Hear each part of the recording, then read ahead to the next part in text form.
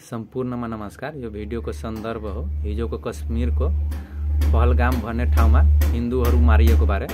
त्यसमा जो व्यक्तिहरू पनि मारिए उनीहरूप्रति चाहिँ हार्दिक समवेदना, हार्दिक श्रद्धाञ्जली व्यक्त गर्न चाहन्छु र तपाईहरुलाई जानकारी गराउँ कि त्यसमा केवल हिन्दूहरू मारिएका छन्। हिन्दूको पहिचान गरी उनीहरूलाई धर्म सोधेर कपडा फुकालेर खातना नभएको आधारमा हिन्दू पहिचान गरी उनीहरूलाई मारिएका छन्। र हामीलाई थाहा छ कि कश्मीरमा विभिन्न समयहरूमा चाहिँ मुस्लिम समुदायहरूद्वारा, मुस्लिम आतंकवादीहरूद्वारा हिन्दूहरू पटक पटक मारिएका छन् र यसपालिको घटना चाहिँ बढी नै निन्दनीय छन्। किनभने चाहिँ यसपालि चाहिँ विशेष गरी हिन्दू पहिचान गरी चाहिँ उनीहरू मारिएका छन्, उनीहरूलाई गोली मारिएको छ। र तपाईहरुलाई यो पनि जानकारी गराउँ कि त्यसमा हाम्रो एकजना नेपाली पनि रहेको छ। यो विभिन्न न्यूज मिडियाहरूले चाहिँ यो कुरालाई चाहिँ पुष्टि गरेको छ कि त्यसमा एकजना नेपाली पनि रहेका छन् र त्यो सम्पूर्ण जना चाहिँ पर्यटक रहेका थिए र हिन्दू रहेका थिए। विभिन्न पटक चाहिँ मुस्लिम समुदायहरूद्वारा चाहिँ हिन्दूहरूलाई चाहिँ मृत्युको घाट उतारिएको छ र हाम्रो मुस्लिम समुदायका साथीहरूले, नेपालका मुस्लिम समुदायका साथीहरू अझै पनि प्यालेस्टिनको समर्थनमा छन्, जसले चाहिँ हाम्रो 10 जना नेपाली युवाहरूलाई मारेका छन्, जसले चाहिँ विपिन जोशीलाई अझ पनि कैद गरेर राखेका छन्। उनीहरूको सपोर्टर हुन् रे, तिनीहरूप्रति चाहिँ मानवता देखाउँछन् रे। मानवता केवल आफ्नो धर्मको लागि हो। हिजो कश्मीरमा जे भयो त्यसको लागि मानवता होइन।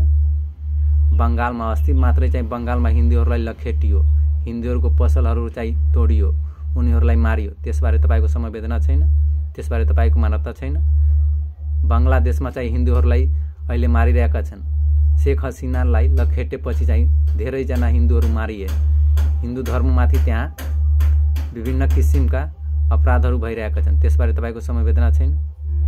पाकिस्तानमा मुस्लिमहरूद्वारा चाहिँ हिन्दूहरूको जबरदस्ती धर्म परिवर्तन गराइन्छ, जबरदस्ती उनीहरूलाई मारिन्छ, त्यसबारे तपाईको समवेदना छैन।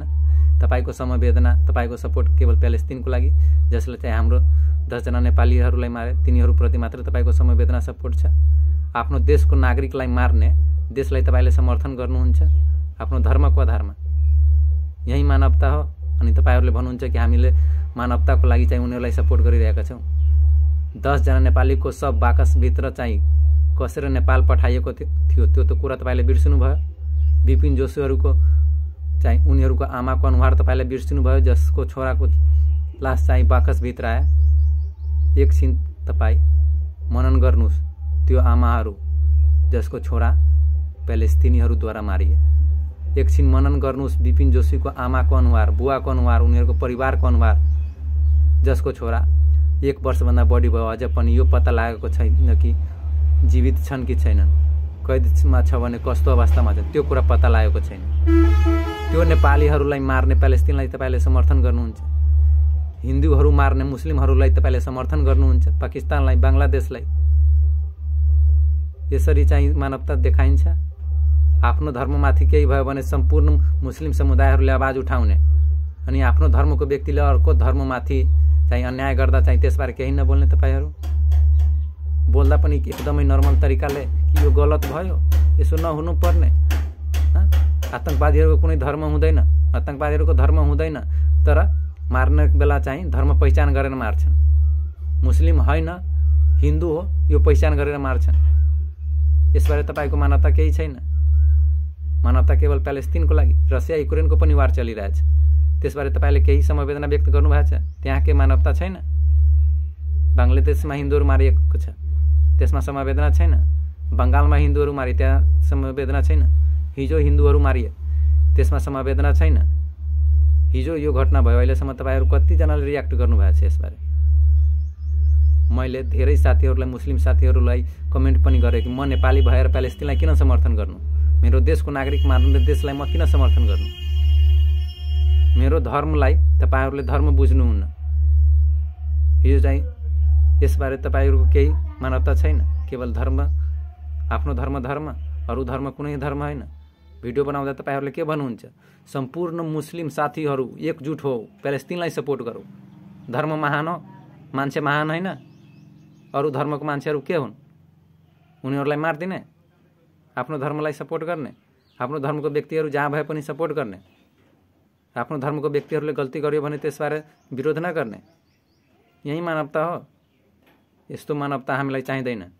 हाम्रो देशको नागरिक मार्ने व्यक्तिहरूप्रति कुनै मानवता छैन। मेरो पनि छैन र नेपाली मानवता राख्नु पनि हुँदैन। किनभने आफ्नो देशको नागरिकलाई मार्ने व्यक्तिहरूलाई समर्थन गर्नु आफ्नो देशको विरोध गर्नु हो।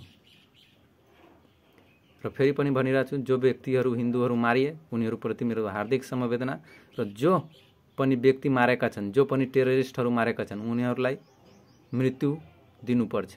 भारत सरकारसँग मेरो अनुरोध छ कि जो व्यक्तिहरू त्यसमा संलग्न छन् उनीहरूलाई निर्मम मृत्युदण्ड दिनुपर्छ, अनि मात्र